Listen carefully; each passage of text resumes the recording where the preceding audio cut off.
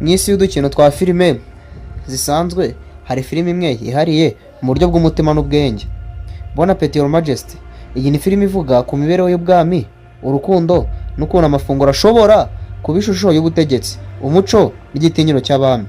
Bonne Appétit Majesty yanditswe n'abahanga bashakaga kwerekana uko ubutegetsi n'ubuzima bw'imbere mu ngoro z'abami bihuzwa n'uburyo barya n'uburyo bitegurirwa. Igitekerezo cyavutse nyuma y'ubushakashatsi ku mibereho y'ubwami bw'Uburayi mu kinyejana cya 18, aho ibiryo bitari ibiryo gusa ahubwo byari uburyo bwo kwerekana ubukire, icyubahiro n'imbaraga. Filime yakiniwe mu mujyi wa Paris no mu nsengero zaho za kera ifashishijwe imyambaro n'ibikoresho byahuje amateka n'ukuri. Abakinnyi bayo bakuru bagaragaza ubwiza, ubugome n'uburyarya bw'ubwami.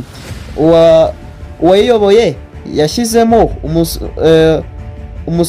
urusobe rw'amajwi n'amashusho y'ibiribwa n'imyambarire kugira ngo byongere ubwiza bw'inkuru. Bonne Appétit Majesty ntabwo ari filime ivuga ku biryo gusa, ni filime isaba abantu gutekereza ku buryo ubutegetsi, ikuzo n'ifaranga bishobora gutuma abantu bibagirwa indangagaciro z'ubuntu. Yasize ubutumwa bw'uko icyubahiro nyacyo si ibiryo ku meza ahubwo ni umutima uzi kugabana.